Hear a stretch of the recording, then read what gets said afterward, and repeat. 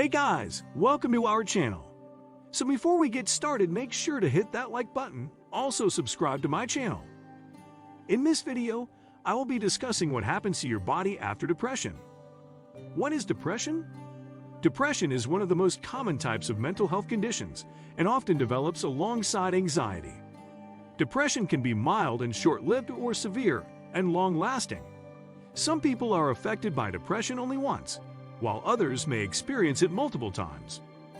Depression can lead to suicide, but this is preventable when appropriate support is provided. It's important to know that much can be done to help young people who are thinking about suicide. What causes depression? Depression can happen as a reaction to something like abuse, violence in school, the death of someone close, or family problems like domestic violence or family breakdown. Someone might get depressed after being stressed for a long time. It can also run in the family. Sometimes we may not know why it happens. One thing we often don't recognize about mental health issues is that they affect so much more than the mind. Depression is no exception. From sleep and eating to cognition and motivation, depression can affect most aspects of someone's life. Why depression is serious?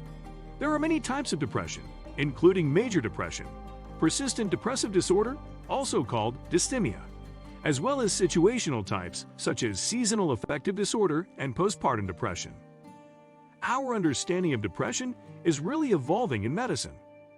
We used to lump everyone into the category of major depression, but within the past 10 years or so we've realized that not everyone falls into that bucket, says Patricia Ederine, a clinical psychologist and professor of psychiatry and behavioral sciences at the UW School of Medicine. Anyone of any age, gender, race, ability, or cultural background can develop depression. And it's a serious problem.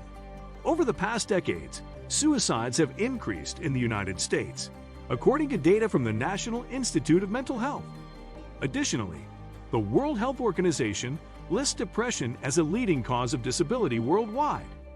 Depression doesn't just cause absenteeism, but presenteeism, where you're present but you can't function well, you're having a hard time focusing and the quality of work isn't good, but you still show up because you don't feel comfortable calling in sick. Erin says, brain chemical imbalance. There are many things that can contribute to the development of depression. One well-known hypothesis involves an imbalance of brain chemicals called neurotransmitters.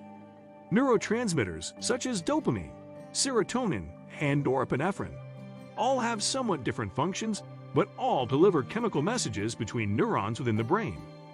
The messages they send play a role in what someone's mood is at any given moment. There are several ways imbalance can occur.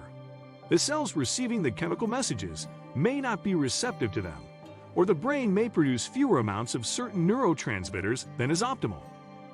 Neurotransmitters regularly get absorbed into neurons during a process called reuptake, which stops neurotransmitters from transmitting their messages. Imbalance may also occur if the brain essentially cleans up neurotransmitters too quickly. These different types of imbalances could partially explain why depression is different in every person and why some people respond better to certain types of treatment, Oren says. Brain areas involved in depression. Several brain areas in particular seem to play a major role in the development of depression symptoms. The amygdala, located deep in the center of the brain, is involved in many emotional responses, including activating the brain and body's fear response.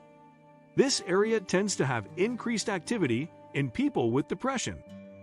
Research has also shown that some areas of the brain appear to shrink, and thus function less well, in people with chronic depression.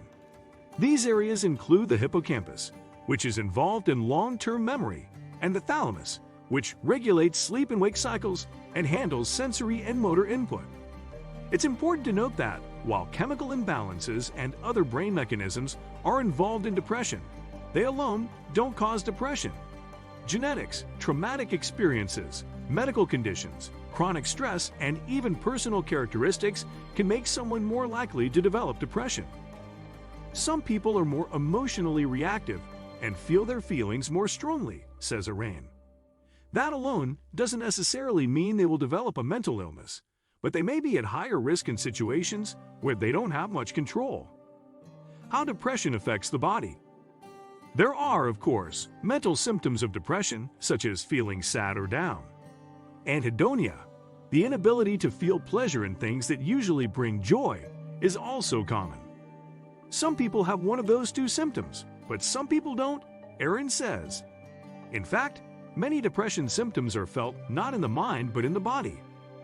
Physical depression symptoms can be polar opposites depending on the person. Hypersomnia or excessive sleepiness is common, as is insomnia. Appetite can also be affected, either by not having one or by overeating or eating without thinking. Some people feel a complete lack of energy or motivation. Others feel restless or on edge. One aspect to depression that is not in the diagnostic criteria is that it can make you feel sick, achy, and tired all the time.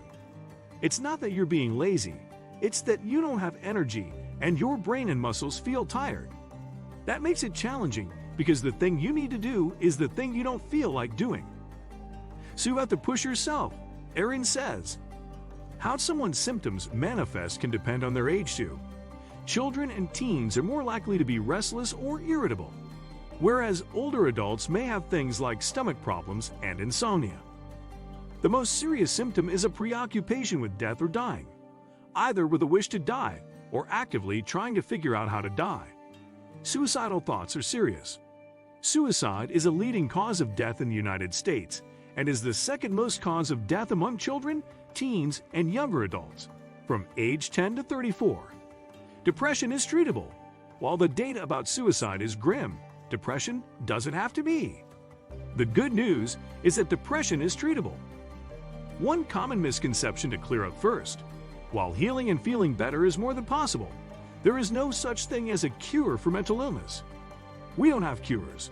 We can prevent future episodes of depression, but if you need to come back to therapy or get health care, that's OK.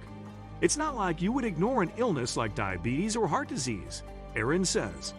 There are several ways to treat depression, including medications, therapy, and specialized practices for people who have treatment-resistant depression. Medication. The most commonly prescribed medications for depression are called selective serotonin reuptake inhibitors, or SSRIs. They are thought to work by preventing excessive reuptake of the neurotransmitter serotonin. Therapy. Cognitive behavioral therapy, CBT, is one of the most scientifically effective forms of therapy for depression, as is dialectical behavior therapy, DBT. Interpersonal psychotherapy, behavioral activation, or problem-solving treatment are other good options depending on someone's particular needs, Oren says. Even therapy apps can be helpful for some people, or at least a starting point as they explore treatment options. Specialized treatments. For people who have depression that doesn't respond to these types of treatment, electroconvulsive therapy, ECT, sometimes called shock therapy, is an option. It sounds severe, but it's been proven to be helpful for people who have exhausted all other options. Depression is not your fault. No one should ever feel guilty for it. Don't feel like you have to pull yourself up by your bootstraps, because it's not easy. Depression is a neurological condition, and you'll need support, and that's OK, Aaron says. What do you think of our video? Let me know in the comment section below. Thank you for watching.